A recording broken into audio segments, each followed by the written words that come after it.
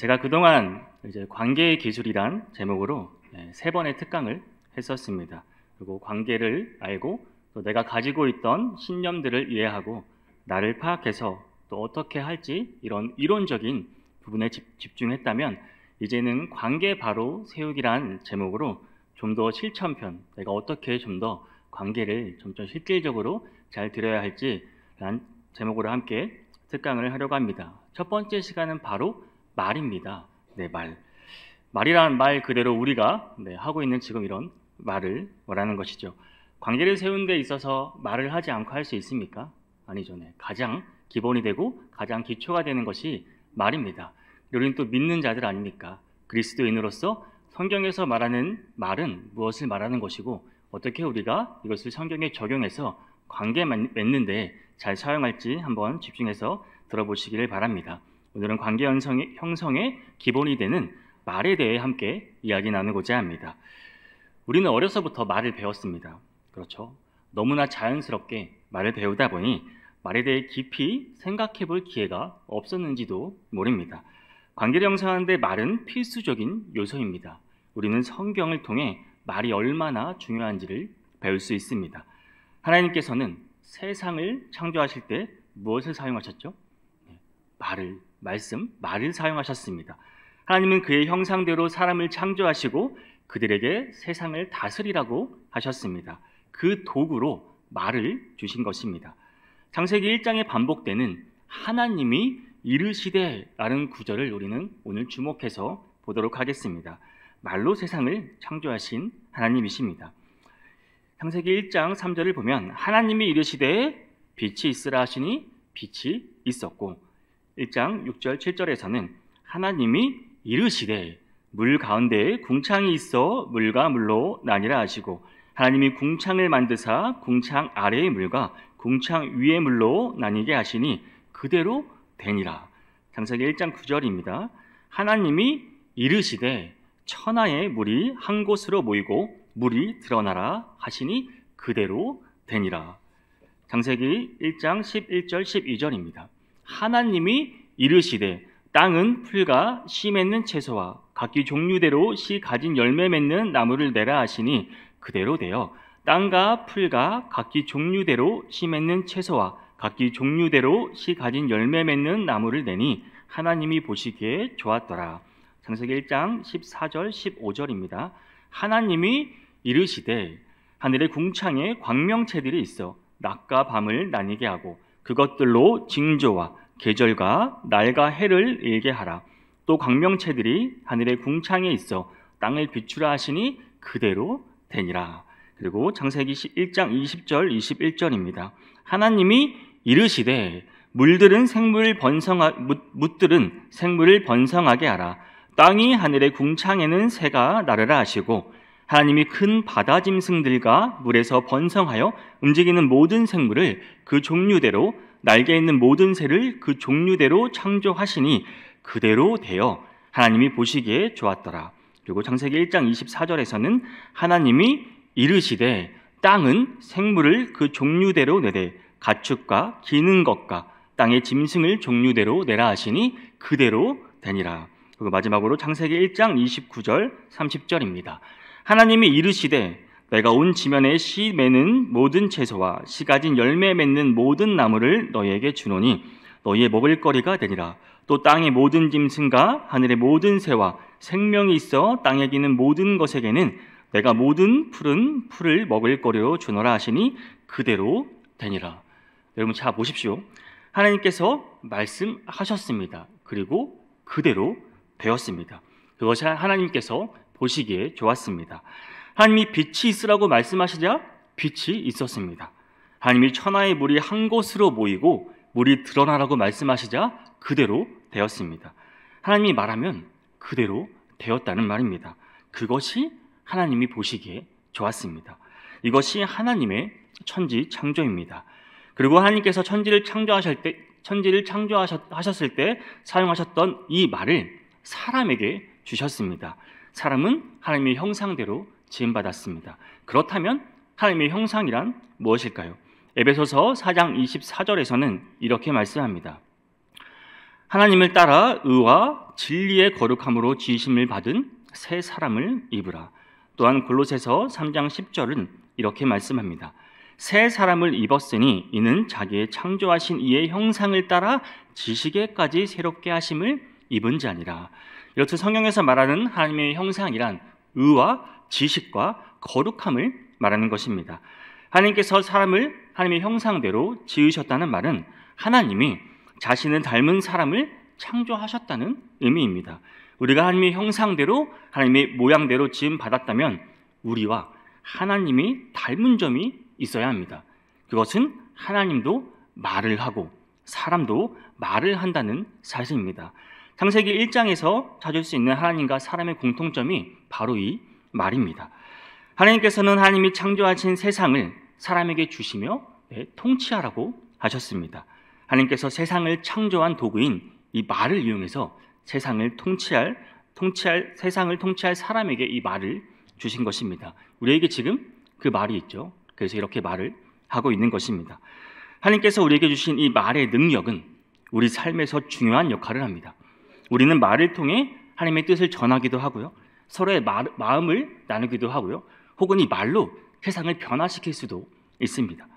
하나님께서 그분의 형상대로 우리를 창조하시고 그분의 능력인 말을 주셨듯이 우리는 이 말을 통해 하나님의 사랑과 지혜를 전하며 살아가야 하는 것입니다. 관계 맺는데도 이 말이 없이는 우리는 관계를 맺을 수 없습니다. 그러나 안타깝게도 사람이 죄로 인해 타락하면서 이 말도 함께 타락했습니다. 말 속에 있던 이 창조적인 능력이 파괴적으로 변질되었습니다. 야고보서 3장 6절에서 8절 말씀은 이 말의 능력이 어떻게 변질되었는지 우리에게 말해주고 있습니다. 혀는 곧 불이요 불의의 세계라. 혀는 우리 지체 중에서 온몸을 더럽히고 삶의 수레바퀴를 불사르나니 그 사르는 것이 지옥불에서 나느니라.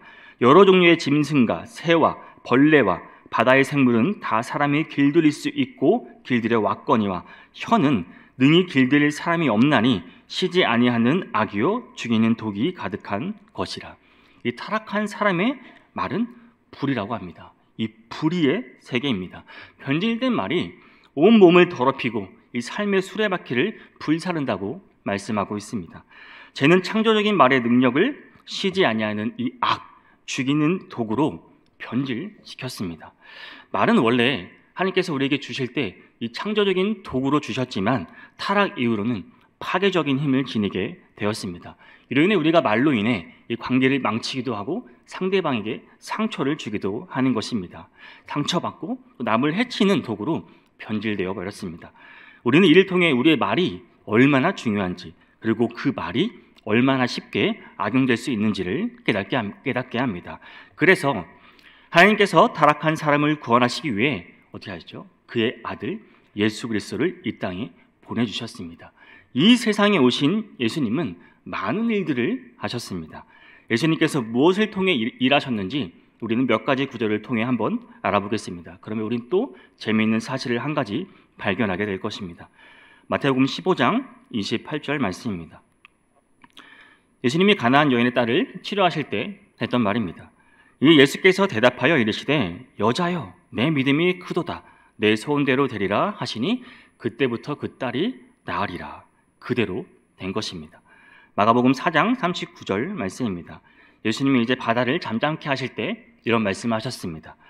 예수께서 깨어 바람을 꾸짖으시며 바다더러 이르시되 잠잠하라 고요하라 하시니 바람이 그치고 아주 잔잔하여지더라.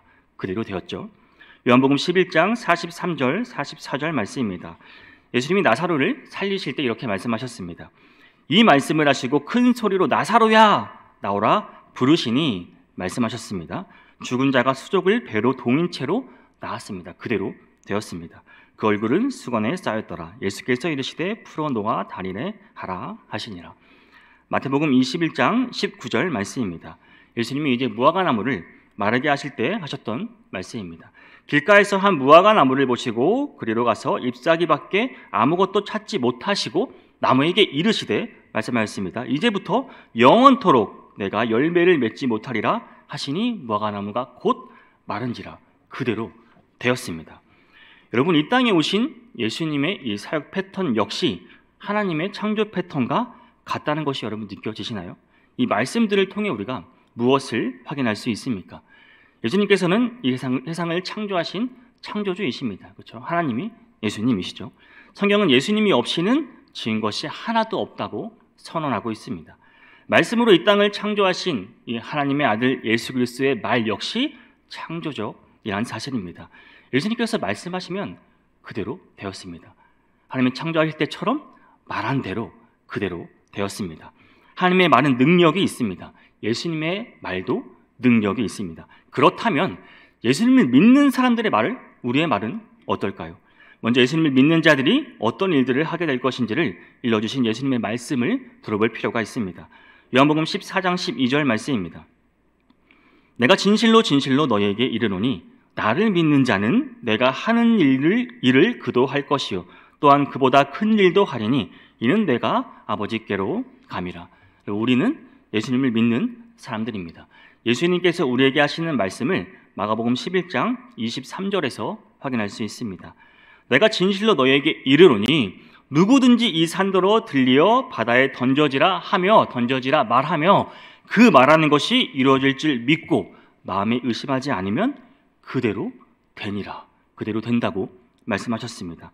하나님의 이 창조 패턴과 예수님의 사역 패턴이 예수님을 믿는 사람에게도 그대로 재현될 수 있다는 사실입니다. 이 말의 힘이 굉장하죠. 우리가 하는 이 말의 힘이 그만큼 성경을 통해 입증되고 있다는 것입니다.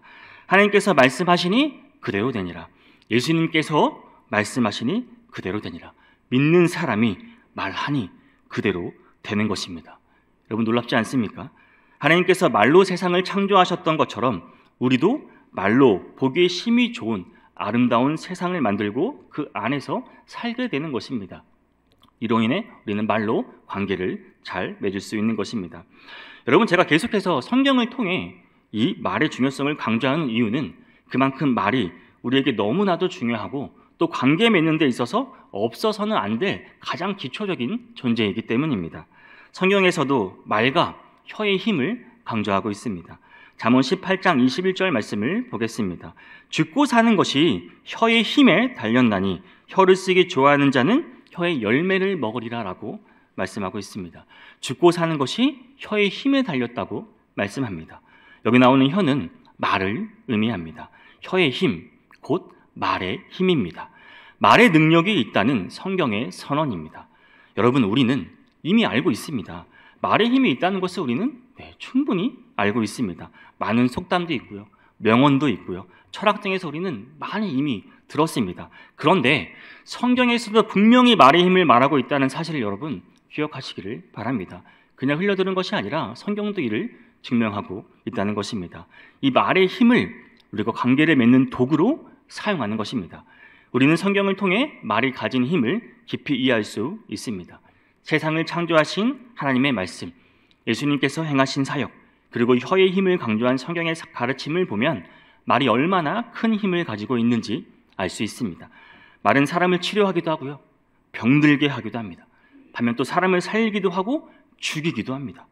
또한 사람을 흥하게도 하고 망하게도 합니다. 또 행복하게도 하고 불행하게도 합니다. 이것이 다 말의 힘에 포함된다는 사실입니다. 하나님께서는 사람에게 관계의 도구로 말을 주셨습니다. 예수 그리스도를 통해 회복된 우리의 말 속에는 여러분, 사람을 치료하고 살리고 또 흥하게 하고 행복하게 하는 힘이 그 말에 있다는 사실입니다. 그러나 반대로 또 타락한 말, 그러니까 죄로 인해 변질된 말은 사람을 병들게 하기도 하고 사람을 죽이기도 하고 망하게 하기도 하고 불행하게 하기도 할 수 있습니다. 우리는 성경을 통해 이 사실을 다시 한번 깊이 새길 필요가 있습니다. 말은 사람을 치료하는 능력이 있습니다. 성경의 구절을 통해 이 사실을 살펴보겠습니다. 잠언 12장 18절 말씀입니다. 칼로 찌름같이 함부로 말하는 자가 있거니와 지혜로운 자의 혀는 양약과 같으니라. 잠언 15장 4절에서는 온순한 혀는 곧 생명나무이지만 패역한 혀는 마음을 상하게 하느니라 라고 말씀합니다. 양약과 온순한은 이제 구약 성경의 히브리어로 이제 같은 의미를 지니고 있습니다. 마르페라는 단어를 사용하는데요, 이는 치료를 의미하는 말입니다. 영어 성경에서는 이제 힐링으로 번역됩니다. 말은 그러니까 마음과 몸 그리고 관계를 치료하는 힘이 그 말에 있다는 사실입니다. 말은 치료의 말을 할 수 있습니다. 성경은 선한 말이 치료의 역할을 한다고 가르칩니다. 선한 말은 위로하고 또 격려로 이루어져 있습니다. 사람의 마음을 기쁘게 하기도 하고 상한 마음을 아픈 몸을 치유하기도 합니다. 예를 들어 이사야서 66장 13절에서는 하나님께서 어머니가 자식을 위로하듯 우리를 위로하신다고 말씀하고 있습니다.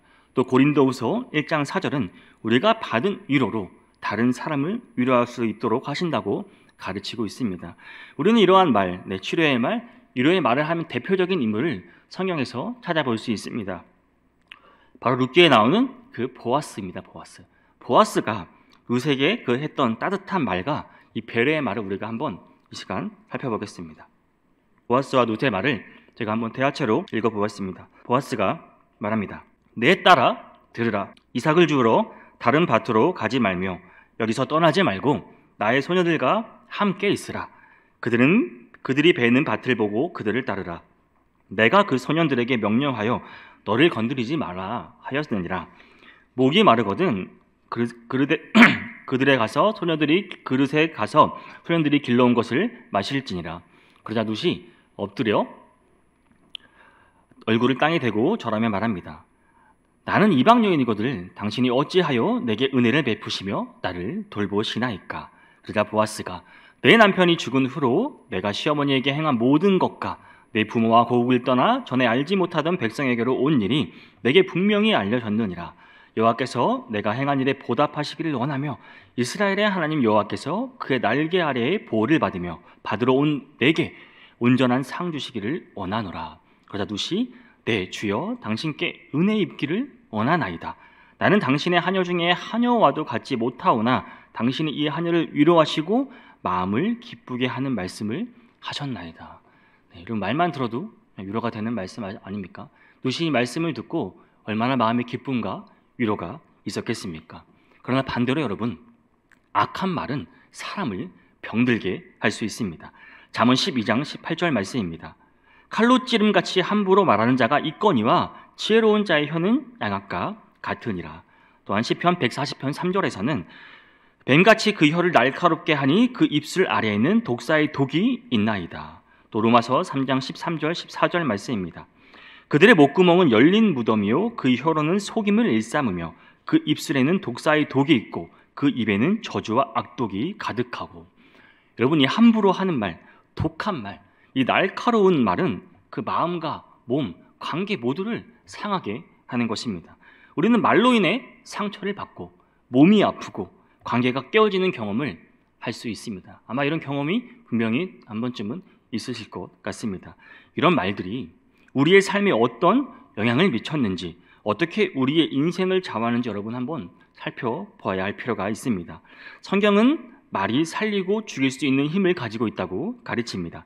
잠언 18장 21절에서 죽고 사는 것이 혀의 힘에 달렸나니 혀를 쓰기 좋아하는 자는 혀의 열매를 먹으리라. 또한 야고보서 3장 8절 말씀입니다. 혀는 능히 길들일 사람이 없나니 쉬지 아니하는 악이요 죽이는 독이 가득한 것이라.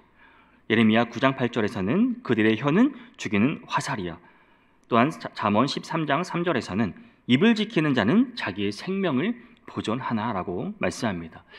예수님과 사도들이 죽은 자를 살린 사건들을 보면 말의 힘을 통해 우리는 이루어진 것을 알 수 있습니다.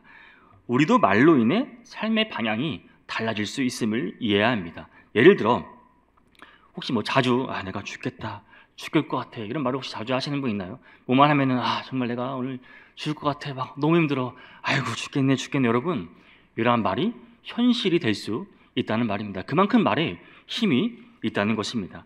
말은 사람을 흥하게도 하고 망하게도 하는 능력이 있습니다. 잠언 11장 9절입니다. 악인은 입으로 그의 이웃을 망하게 하여도. 또한 잠언 11장 3절에서는 사악한 자의 패역은 자기를 망하게 하느니라. 잠언 10장 10절입니다. 입이 미련한 자는 멸망하느니라.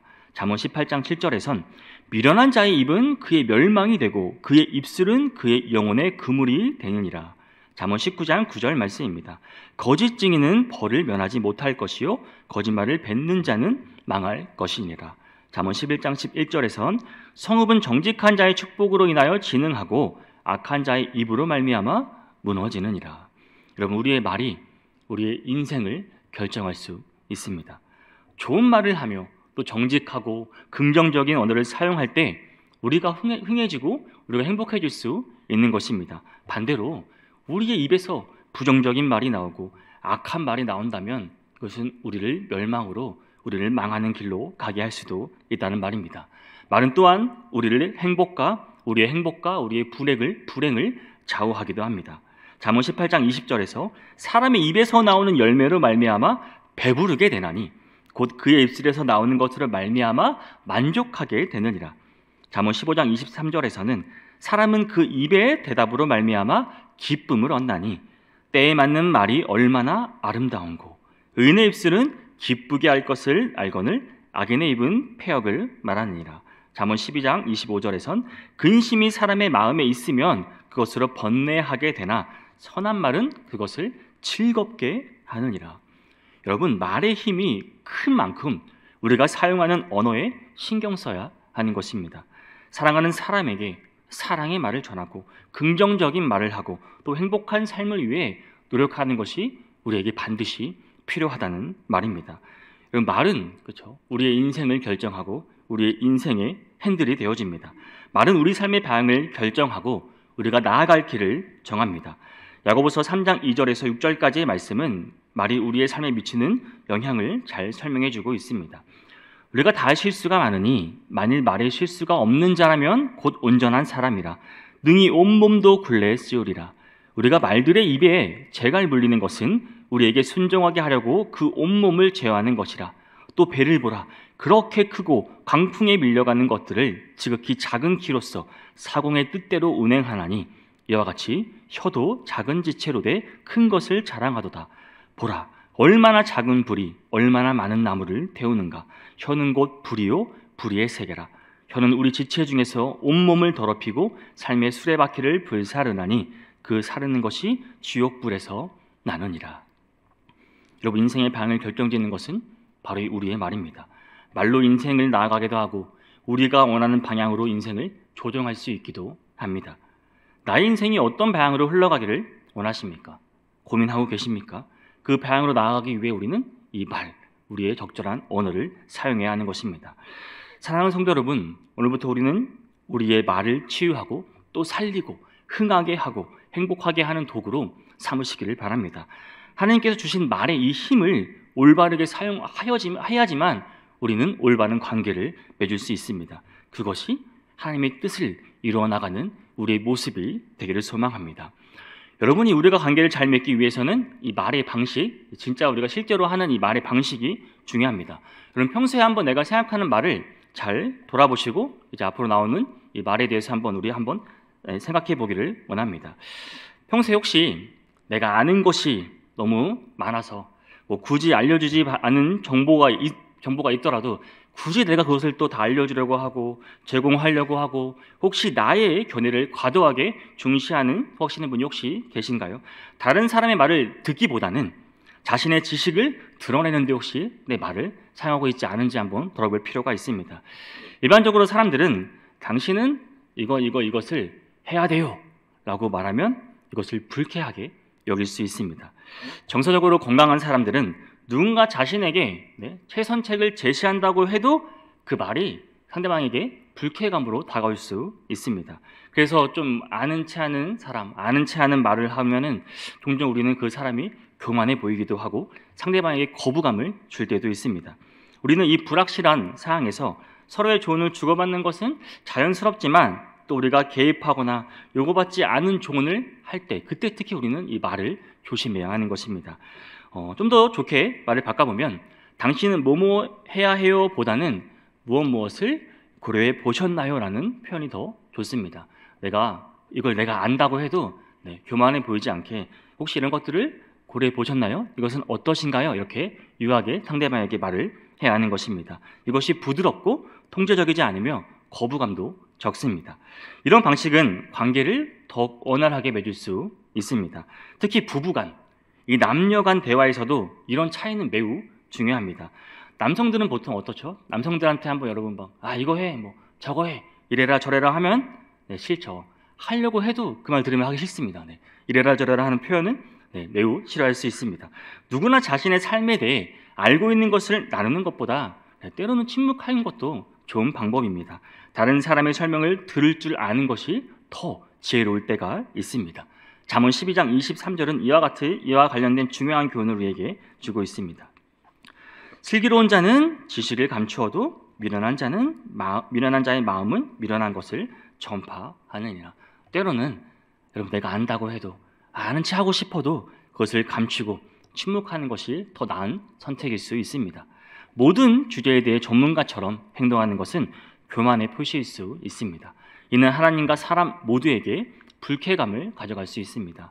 이런 아는 체 하는 말을 어떻게 우리가 억제할 수 있을까요? 아는 체 하는 말을 줄이려면 내가 이미 알고 있는 정보를 그 상대방이 스스로 알아가도록 하는 것이 좋습니다. 이 과정에서 중요한 점은 내가 알고 있는 정보를 드러내지 않으면서 최대한 겸손함을 유지해야 하는 것입니다. 이는 겸손과 또 정서적 성숙을 훈련하는 데 큰 도움이 됩니다. 예를 들어 내가 뭐 자동차나 뭐 가전제품 같은 이제 좀 비싼 물건을 사러 한번 갔다고 생각해 보시다.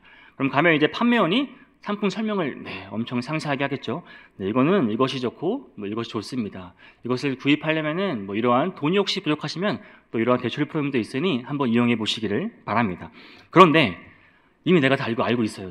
이미 내가 다 알아봤고 알아서 왔는데 거기서 내가 저 이거 이미 다 알고 있어요라고 말할 수도 있지만 꼭 참고 조용히 듣는 것이 중요합니다. 이것이 내 아는 체 하는 말보다 겸손을 기르는 훈련입니다. 이것이 관계를 개선하는 데 도움이 된다는 말입니다.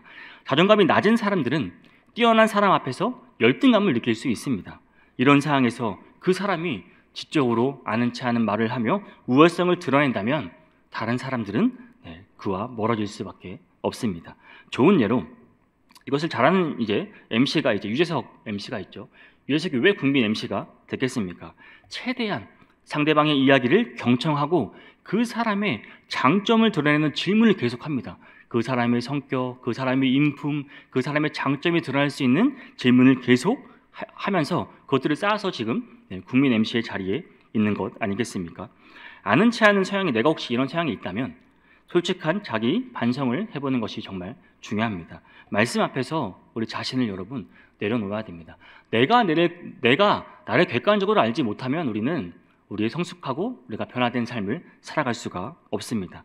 내 지식을 드러내는 것이 혹시 나의 불안감을 감추기 위한 방법은 아닌지, 또는 다른 사람의 관심과 인정을 받기 위한 그런 갈망하는 욕구로 인해서 내가 아는 체 하는 말을 하는 것은 아닌지 한번 돌아볼 필요가 있습니다.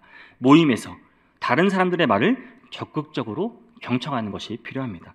다른 사람의 아이디어를 존중하여주고 자신의 생각을 한두 가지 정도만 제시하는 것이 좋습니다. 이렇게 할 때 나의 인간관계는 더 건강해지고 상호 존중의 관계를 형성할 수 있는 것입니다.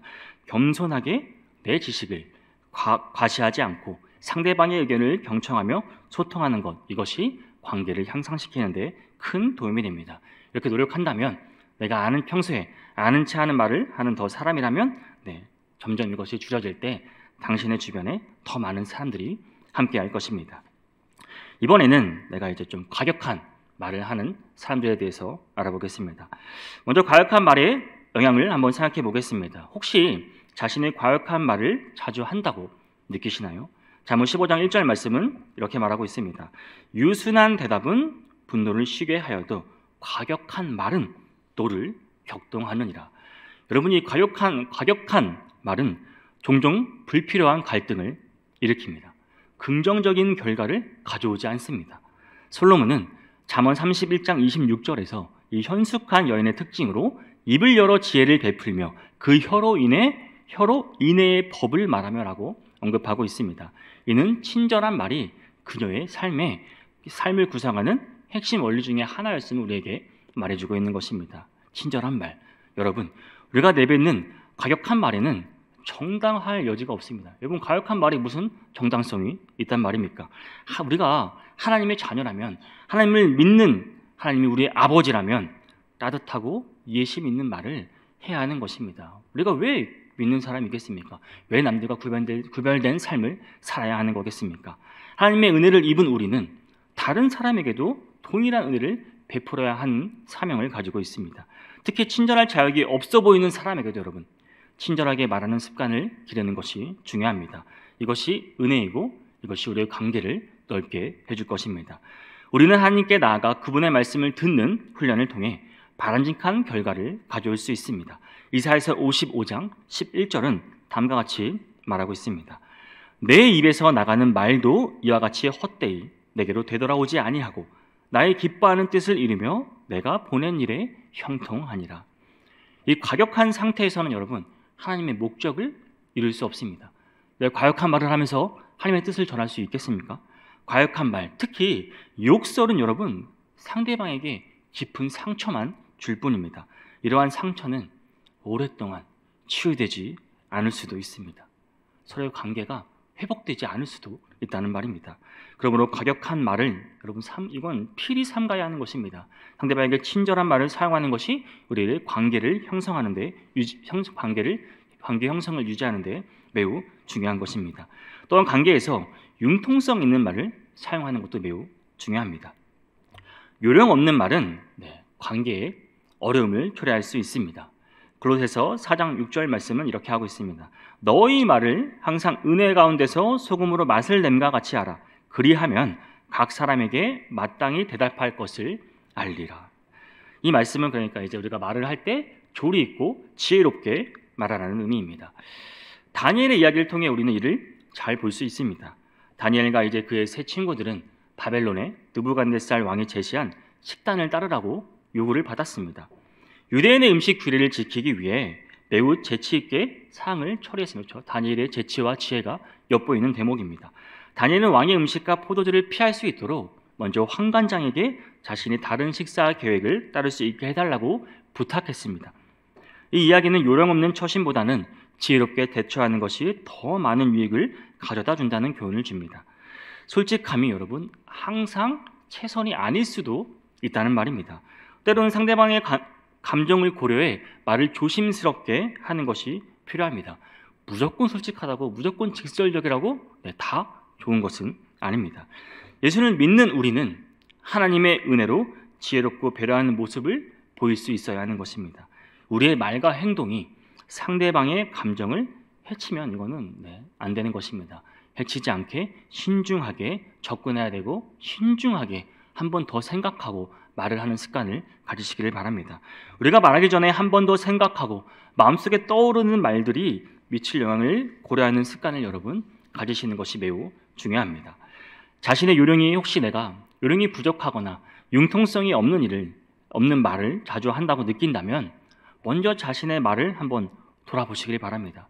내가 혹시 이 말을 하면 상대방에게 어떤 영향을 미칠까라는 생각을 한번 해보시기를 바랍니다. 상대방의 입장에서 우리는 이해하는 것이 매우 중요합니다.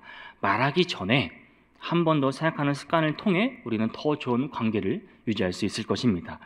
또한 위협하는 말과 이제 도와주는 말에 대해 한번 이야기해 보겠습니다. 이 골리앗과 다윗의 이야기는 이 주제를 잘 보여집니다. 골리앗은 이제 전투 경험이 없는 다윗을 쉽게 무찌를 수 있을 것이라고 생각했습니다. 그래서 그는 다윗에게 몇 마디 협박의 말을 던지기로 결정했습니다. 다윗을 모욕하고 위협하고 그의 잠재력을 다윗을 아주 과소평가했습니다. 이러한 협박은 자주 사용되는 술책입니다. 이런 위협하는 말을 하는 사람들이 자주 쓰는 방법입니다. 상대방을 헐뜯고 위협하고 그들을 과소평가하고 무시하는 성향을 가지고 있습니다. 혹시 내가 이런 위협하는 말을 자주 사용하는 편인지 한번 돌아볼 필요가 있습니다. 그렇다면 한번 여러분 생각해 보시기를 바랍니다. 이 골리앗은 이런 위험에도 불구하고 다윗의 반응은 근데 골리앗의 생각과 너무도 달랐습니다. 다윗이 뭐 두려워했습니까? 다윗은 두려워하기보다 하나님을 향한 신앙을 담대히 선언했습니다. 사무엘상 17장 45절 46절 말씀입니다. 다윗이 이렇게 말합니다. 다윗이 블레셋 사람에게 이르되 너는 칼과 창과 단창으로 내게 오거니와 나는 만군의 여호와의 이름 곧 내가 모욕하는 이스라엘 군대의 하나님의 이름으로 내게 나아가노라. 오늘 여호와께서 너를 내 손에 넘기시리니 내가 너를 쳐서 내 목을 베고 라고 말합니다. 골리앗은 다윗이 자신의 말을 듣고 두려워하기를 기대했을 것입니다. 하지만 다윗은 그 위협에 굴하지 않고 담대하게 하나님을 의지했습니다.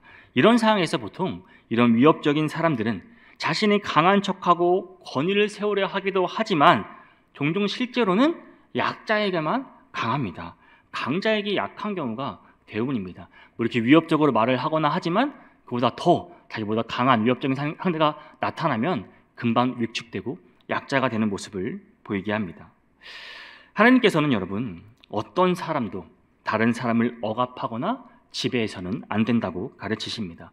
하나님께서 에덴 동산을 만드실 때도 하나님은 아담과 하와에게 동물들을 다스리도록 하셨지만 뭐 사람들끼리 서로 지배하고 싸우고 그들을 차지하라고 하시지는 않으셨습니다. 이 언어적 협박, 여러분, 언어적 협박은 상대방에게 이 물리적, 정서적으로 아주 심각한 영향을 미칠 수 있습니다. 협박을 받은 사람들이 어떨까요, 여러분? 뭐 두통, 불안, 수면 문제, 스트레스, 낮은 자존감, 우울증 등의 고통을 겪을 수 있습니다. 하나님께서 이런 걸 원하실까요? 하나님께서는 당신의 자녀가 상대방에게 이런 악영향을 미치는 것을 원하지 않으십니다. 위협하는 말을 자주 사용하는 사람들은 자신의 말이 단지 원한을 표현하고 또 그런 반응을 조정하는 것에 불과하다는 것을 알아야 합니다. 왜 다른 사람들을 억누르려고 하는지, 내가 왜 다른 사람들을 통제하려고 하는지 그 원인을 분석해 볼 필요가 있습니다. 진짜 심할 경우는 전문가의 상담이 필요할 수도 있습니다. 이런 위협적인 말은 정말 상대방에게 아주 큰 상처를 주기 때문입니다.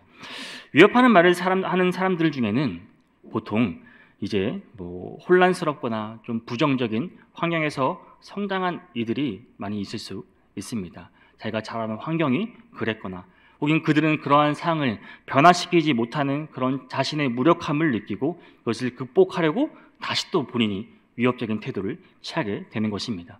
또한 불안정한 사람들은 협박을 통해 자신의 두려움을 감추려고 할 수도 있습니다.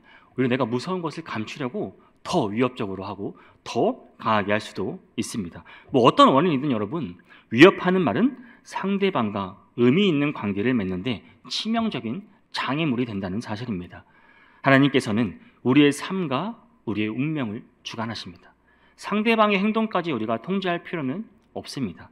위협적인 말은 관계를 해치는 상처만 남길 뿐입니다. 위협하는 말을 자주 하는 분들은 이 시간 한번 내 자신을 돌아볼 수 있는 시간이 되시길 바랍니다. 또 우리는 일상생활에서 특히 여러분 출근길에 우리는 차량들이 혼잡하는 상황 속에서 다양한 일들이 벌어지는 것을 목격하곤 합니다. 저도 이제 하남에서 교회를 오가면서 거의 매일 하루에 한 번씩은 사고 차량을 마주하게 되는 것 같습니다. 이런 상황에서 때때로 이제 운전자들이 상대방 운전자에게 무례하게 행동하는 장면을 자주 볼 수 있습니다. 이러한 무례한 태도는 도대체 여러분 뭐 어디에서 비롯된 것일까요? 뭐 나이를 불문하고 그 사람이 남자든 여자든 뭐 할아버지든 뭐 할머니든 젊은 사람이든 상관없습니다. 이들은 왜 이렇게 하는 것일까요? 그들의 뭐 과도한 스케줄 때문일까요? 업무 스트레스, 뭐 까다로운 사람들 간의 관계, 혹은 일상적인 스트레스가 그 원인일까요? 여러분, 우리 요즘 이 현대 문명에서는 인내심을 잃기 쉬운 환경이 이미 조성되어 있습니다. 그렇죠? 빨리 하는 것이 미덕처럼 여겨지는 세상입니다. 이런 세상에서 우리는 인내심을 찾기 힘들어 보입니다. 이런 무례한 대화 방식을 보면 이미 이런 무례한 대화 방식이 보편화되어 있고 심지어 하나님의 자녀들조차 이렇게 무례하게 행동하는 경우를 우리는 많이 볼 수 있습니다. 뭐 믿는 사람이건 세상 사람이건 이제 구별됨이 없이 다 녹아들어 있습니다. 무례한 말은 상대방에게 심한 모욕감을 줄 수 있습니다. 하루 종일 그 사람의 기분을 망칠 수 있습니다. 여러분 출근길 한번 그런 상황을 겪어보십시오. 내가 그런 말을 들었는데 하루 종일 그 기분이 어떻겠습니까? 누가복음 6장 31절 말씀입니다. 남에게 대접을 받고자 하는 대로 너희도 남을 대접하라. 여러분 예수님께서 남을 배려하라고 강조하신 이유를 생각해 볼 필요가 있습니다. 우리는 종종 자기중심적이 되어입니다. 다른 사람보다 내가 더 중요합니다. 그렇죠? 내 삶이 더 중요하고 내가 드러난 것이 더 중요하고 내가 살아가는 것이 더 중요합니다. 그래서 나의 스케줄에 몰두하고 또한 뭐 공공장소에서 뭐 큰 소리로 전하는 것 전혀 이런 것들도 아무렇지도 않게 여기는 사람들이 있습니다. 그렇죠? 지하철에서 엄청 큰 소리로 전하고 심지어 스피커폰으로 전화를 통화하는 사람도 있습니다.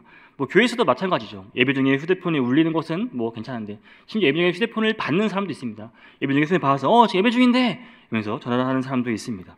다른 사람과 식사하는 자리에서 여러분 오랜 시간 휴대폰 통화하는 사람도 있습니다. 약속을 만나는 미팅 자리에서 상대방을 전혀 배려하지 않는 행동입니다. 이처럼 인간관계가 여러분 얄팍해지는 이런 것은 전혀 이제 놀랄 일이 아닙니다. 우리가 이익이 없는 관계는 맺으려고 하지 않는다는 것입니다. 나에게 이익이 돼야 여러분 관계를 맺는 것입니까? 회의 중에 휴대폰 통화를 하거나 계산대에서 일하는 점원이 서로 이야기를 하며 점원 계산하는 고객은 보지도 않습니다. 그게 나에게, 상대방에게 무례함으로 다가올 수 있고 그 사람에게는 상처가 될 수 있다는 말입니다. 여러분, 그리스도인이라면 하나님에 대한 사랑과 그분의 영광을 드러내는 그 갈망이 여러분 우리 일상적인 삶에서 우리의 말과 행동으로 나와야 하는 것입니다. 고린도전서 13장 4절과 5절 말씀입니다. 사랑은 오래 참고, 사랑은 온유하며 시기하지 아니하며, 사랑은 자랑하지 아니하며 교만하지 아니하며 무례히 행하지 아니하며 자기의 유익을 구하지 아니하며 성내지 아니하며 악한 것을 생각하지 아니하며. 여러분, 무례함은 결코 정당화될 수 없습니다. 만약 내가 다른 사람에게 무례한 말을 하고 있다면 여러분 즉시 회개하셔야 합니다. 변화하려는 노력을 기울이셔야 합니다. 무례함으로 관심을 끌려는 태도 여러분, 이것은 단순히 이기적이고 불경건한 행동일 뿐입니다. 하나님의 백성이라면 참을성이 있고 분별력이 있고 친절해야 하는 것입니다. 무례한 말을 자주 하는 자신을 발견한다면 여러분 시간을 가지고 차분히 생각하는 습관을 기르는 것이 중요합니다. 그렇게 함으로써 상대방을 존중하는 것을 배우시고 또 보다 더 긍정적이고 배려하는 태도를 갖출 수 있다면 여러분 나의 관계는 분명히 더 좋아질 것입니다. 또한 복음서에서 이제 우리가 바리새인들을 보면 이들은 참으로 비판적이라는 인상을 받습니다. 그렇죠? 마태복음 7장 1절과 2절에서는 예수님께서 이러한 비판에 대해 말씀하셨습니다. 비판을 받지 아니하려거든 비판하지 말라. 너희의 비판하는 그 비판으로 너희가 비판을 받을 것이요 너희가 헤아리는 그 헤아림으로 너희가 헤아림을 받을 것이야 라고 말씀하셨습니다. 예수님께서는 비판적인 그 바리새인들을 용납하지 않으셨습니다. 그들은 파렴치한 무리였습니다. 모세의 율법과 전통을 범하였는지 꼬치꼬치 따지고요. 또 트집을 잡고 제자들이 손을 씻지 않은 것부터 또 예수님이 안식일에 취하신 그 모든 일을 따라다니면서 계속 꼬치꼬치 비판하고 끄집어 내리기를 하였습니다. 예수님은 요한복음 8장 15절 16절에서 이렇게 말씀하셨습니다. 너희는 육체를 날 판단하나 나는 아무도 판단하지 아니하노라. 만일 내가 판단하여도 내 판단이 참되니 이는 내가 혼자 있는 것이 아니요 나를 보내신 이가 나와 함께 계심이라 라고 말씀하셨습니다. 비판적인 사람들은 다른 사람의 행동에 그 흠을 찾는 데 몰두합니다. 내가 이 사람을 어떻게 끄집어내리지? 내가 이 사람을 좀 비판하고 싶은데 항상 이런 것만 찾고 그 약점을 계속 끄집어내려고 온갖 거기에 몰두해 있습니다. 우리는 대체로 그런데 내 기준으로 그렇죠? 남을 판단하라는 경향이 있습니다. 어떤 사람의 행동이 우리 자신의 기준에 어긋나면 우리는 그것을 나쁘다고 생각합니다. 저도 이제 제 가정에서 이러한 경향을 많이 볼 수 있습니다. 자꾸 제 기준으로 자꾸 제 아이들을 판단하고 정죄하려고 하는 것들이 있습니다. 도저히 이해가 안 될 때가 많거든요. 애들이 하는 행동을 보면은 어떻게 저게 가능한가? 어떻게 그래서 저도 이제 그들에게 막 뭐라고 하고 비판하고 이런 말들을 종종 할 때가 있습니다. 그럴 때마다 이제 아내는 저한테 아이들의 입장에서 생각하라고 조언하지만 제가 이제 쉽게 바뀌지 않는 한 이것은 계속 항상 그 내면과 싸움을 합니다. 이거 말을 해야 되나 말아야 하나 이러면서 결국 이기지 못할 때는 저도 비판적인 말로 아이들을 정죄하는 제 모습을 볼 때가 종종 있습니다. 여러분, 다른 사람들에 대해 비판적인 말을 하기보다는 차라리 좋은 말을 하거나 아니면 자신이 없으면 아무 말도 하지 않는 것도 좋은 방법입니다. 그렇죠? 가만히 있으면 그냥 중간은 하겠죠. 특히 다른 사람들에 대해 이야기할 때는 더욱 주의해야 합니다. 이건 다른 사람들의 특히 말 한마디 잘못하면 여러분 내가 한 말이 아닌 다른 말이 계속해서 흘러갈 수가 있습니다. 예수님께서는 이 비판적인 사람들에 대해 엄히 경고하셨습니다. 마태복음 7장 3절에서 5절 말씀입니다. 어찌하여 형제의 눈 속에 있는 티는 보고 내 눈 속에 있는 들보는 깨닫지 못하느냐. 보라, 내 눈 속에 들보가 있는데 어찌하여 형제에게 말하기를 나로 내 눈 속에 있는 티를 빼게 하라 하겠느냐. 외식하는 자여, 먼저 내 눈 속에서 들보를 빼어라. 그 후에야 밝히 보고 형제의 눈 속에서 티를 빼리라. 여러분, 예수님께서는 사람들의 행동을 보고 판단할 때 오직 그 기준이 어디 있죠? 하나님의 기준에 근거하셨습니다. 이 기준은 올바른 판단을 위한 여러분 유일한 근거입니다. 내 생각이 아니요. 다른 사람의 기준, 유명한 사람, 권위 있는 사람, 돈 많은 사람의 기준 아닙니다. 하나님의 기준만 유일한 판단의 기준이 되는 것입니다. 다른 사람들의 그 작은 결점에 여러분 왜 그거를 집중하십니까? 작은 결정에 집중하기보다는 나를 돌아보시기 바랍니다. 자신을 돌아보고 자신을 바르게 하는 것이 더 낫다는 말입니다. 하나님의 기준에 어긋난 행동으로 가고 있는 사람들을 보게 되면 그를 비판하기보다는 기도해 주는 것이 바람직한 것입니다. 그를 기도해주고 위로해주고 우리는 이렇게 해야 되는 것입니다. 관계에 있어 여러분, 남을 비판하고 남을 판단한다면 성경 말씀처럼 똑같이 여러분 나도 남에 의해서 판단받게 될 것입니다. 자신의 판단보다는 하나님의 기준에 따라 생각하고 행동한다면 나의 관계는 분명히 더 좋아질 것입니다. 또한 관계에서 이제 자신의 이익을 위해 말하는 사람들이 종종 있습니다. 에스더서에 등장하는 이 하만이 좋은 예입니다. 자신의 이익에 아주 골똘한 사람의 전형입니다. 에스더서 5장 11절 말씀 이렇게 기록되어 있습니다. 자기의 큰 영광과 자녀가 많은 것과 왕이 자기를 들어 왕이 모든 지방관이나 신하들보다 높인 것을 다 말하고, 하만은 자신의 영광, 이 특권에 몰두했습니다. 자신이 가진 것을 자랑스럽게 말하고 다른 사람들에게는 전혀 관심을 기울이지 않았습니다. 그의 대화 내용은 전적으로 자신의 성취와 자랑에 집중되어 있었습니다. 나의 대화 내용도 이렇게 자기 중심적으로 혹시 하고 있지는 않은지 이 시간 여러분 돌아볼 필요가 있습니다. 나의 대화가 대부분 나에게 초점을 맞추고 있다면 이는 다른 사람과의 관계가 멀어지게 만드는 것입니다. 누구나 때때로는 물론 내가 중심이 되고 싶죠. 그렇죠? 그 대화의 초점이 내가 되고 싶을 수 있지만 이런 대화가 계속 반복되다 보면 점점 더 자신에게 맞춰질 수밖에 없습니다. 그런데 만약에 상대방도 그런 상황이라면 그냥 서로 자기 말만 하는 거예요. 서로 계속 자기 말만 하고 서로 이야기가 하지만 서로 대화가 되는 것이 아니라 계속 자기 자랑만 하고 자기만 드러나는 관계가 될 뿐입니다. 다시 만나고 싶겠습니까? 이야기를 할 수 없는데 다시 만날 수 없고 관계가 멀어지게 되는 것입니다. 이럴 때 여러분 우리는 하나님께 간구해야 합니다. 여러분 다른 사람들에게 더 많은 관심을 기울일 수 있다고 하나님께 도우는 것이 필요합니다. 내가 어떻게 여러분 우리는 스스로 변화할 수 없습니다. 여러분 지금까지 나의 자라온 30, 40, 50, 60년 된 내 이 습관이 여러분 변할 수 있겠습니까? 변할 수 없습니다. 하나님 앞에 내려놓고 하나님께 간구하시기를 바랍니다. 자신의 이익을 위한 그 대화의 습관이 되면 관계에 어려움이 생길 수 있습니다. 이러한 성향을 가진 사람과 대화할 때는 용기를 내어서 그 주제를 약간 바꿔주는 것도 필요합니다. 물론 지혜가 필요하겠죠. 대화의 주제를 상대방의 관심사와 관련된 다른 것으로 돌릴 필요가 있습니다. 그의 관심사를 인정해 주면서 대화를 전환하는 지혜가 필요합니다. 보통 사람들이랑 대화를 하고 또 이 사람이 영적으로의 또 그런 관계가 필요할 때 말하면서 여러분 계속 하나님께 간구하며 지혜를 구하시길 바랍니다. 특히 복음을 전하고 전도할 때도 물론 마찬가지지만 다른 사람과 대화할 때도 이것이 필요합니다. 매 순간 여러분 그 지혜를 구하며 우리가 지혜의 말을 할 수 있도록 하나님께 간구를 하시기를 바랍니다. 여러분 이기적인 이 대화는 관계를 어렵게 만들 수밖에 없습니다. 상대방에게 관심을 기울이고 자신의 문제에 그 대화를 자신을 문제로 하는 그런 대화를 초점 삼지 않으려고 노력을 기울여야 합니다. 상대방에게 관심을 집중하고 그들의 이야기에 귀 기울이는 것이 더 중요합니다. 이렇게 한다면 우리의 관계는 더욱 돈독해질 수 있게 될 것입니다. 빌립보서 2장 4절은 이렇게 말씀합니다. 각자 자기 일을 돌볼 뿐더러 또한 각각 다른 사람들의 일을 돌보아 나의 기쁨을 충만하게 하라. 여러분이 말씀처럼 자신의 이익을 넘어 다른 사람들의 일, 다른 사람들의 말에 관심을 기울이는 자세를 기르는 것이 필요합니다. 상대방에게 진심으로 관심을 가지고 대화하는 훈련을 한다면 여러분 우리 관계는 분명 더욱 깊고 의미 있는 관계를 맺을 수 있을 것입니다.